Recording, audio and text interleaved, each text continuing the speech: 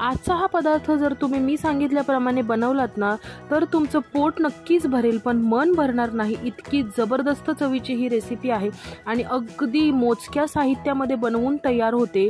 आणि ही रेसिपी जर का तुम्ही खाल्लीत ना आणि तुम्ही जर सी फूड लवर असाल तर एकदा नक्की या पद्धतीने ही रेसिपी ट्राय करा. तर मी काय केलं ना की बाजारातून कर्दी आणली होती, याला बेबी श्रिम्स असं म्हणतात. व्हिडिओची लिंक खाली छोट्या त्रिकोणावर मिळून जाईल.